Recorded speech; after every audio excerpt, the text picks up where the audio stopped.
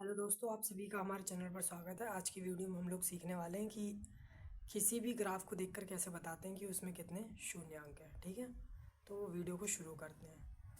तो अंतिम वीडियो में हमने आपको ये बताया था कि किसी भी समीकरण को देखकर कैसे बताएंगे कि उसमें कि वह कौन सा समीकरण है, एक घाती, द्विघाती, त्रिघाती। तो हम पहले यहाँ पर एक समीकरण लिख लेते हैं। मतलब पहला है x + y बराबर 2।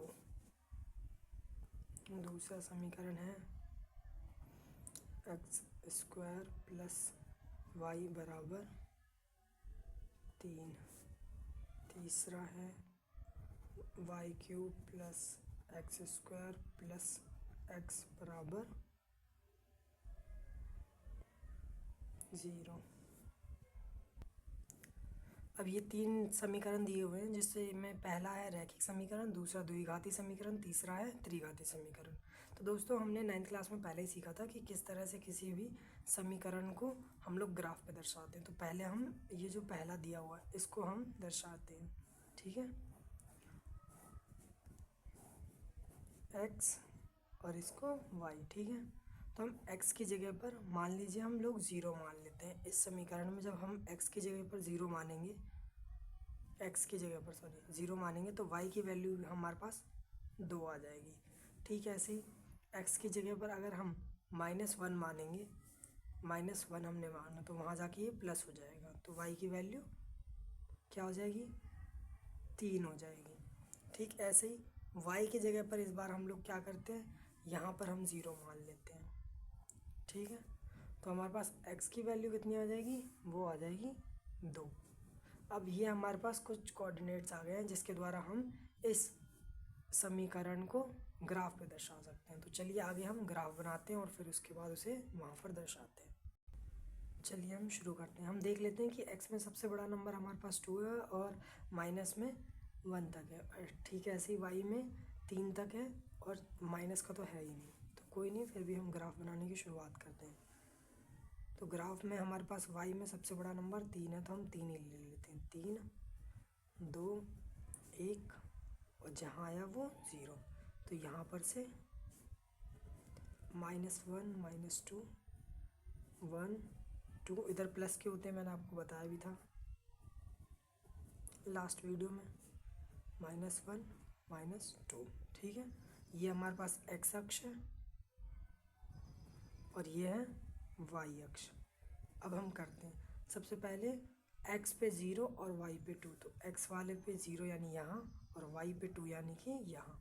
ये पहला डॉट।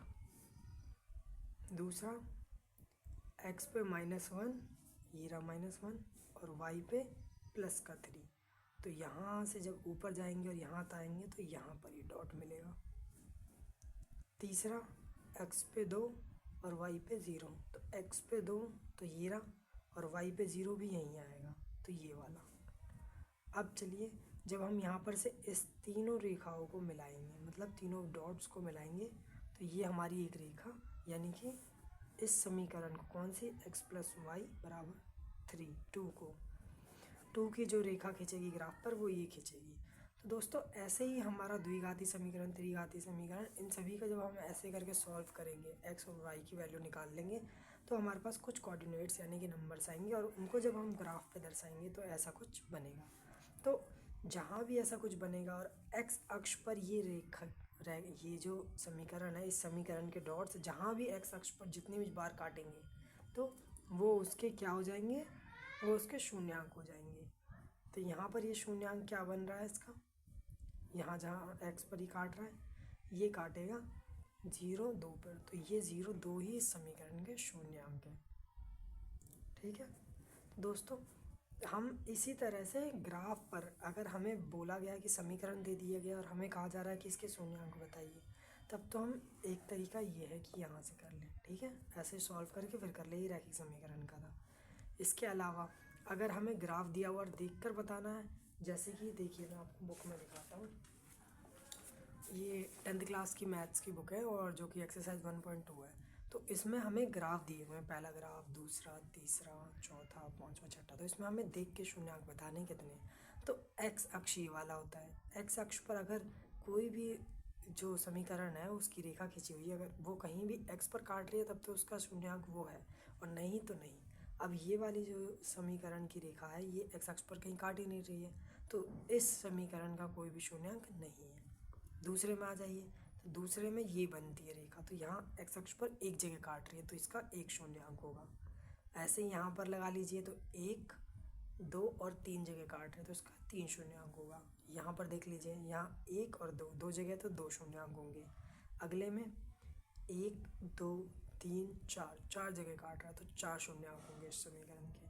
अब अगले में 1, 2, 3 जगह काट रहा है तो 3 जगह 3 शून्याङ्क होंगे इसके।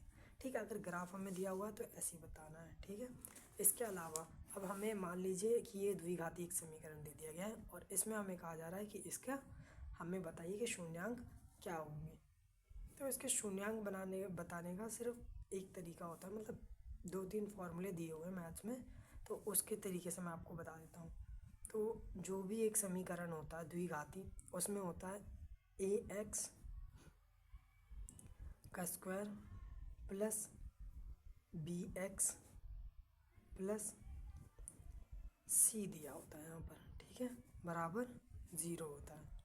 तो जो स्क्वायर वाली फॉर्म के साथ होता है उसे हम a, जो से बिना स्क्वायर वाली फॉर्म के साथ होता है उसे b, और जो नॉर्मल होता है उसे हम खाली c बोलते हैं। ठीक है, तो इसके हिसाब से आगे फॉर्मूला दिया हुआ जाता है कि जो इनमें से a होता है, a को हम अल्फ़ा, b को हम लोग बीटा मान लेते हैं, बीटा ऐसे लिखते हैं बीटा, और c को हम लोग गामा मान लेते हैं। ठीक है, ऐसे थोड़ा y की तरह गामा बनाते हैं। तो इसके हिसाब से फॉर्मूले दिए गए होते हैं शून्याङ्क को निकालने का। तो अगर हमें शून्याङ्क निकालना है, द्विघाती का निकालना है, तो -b/a,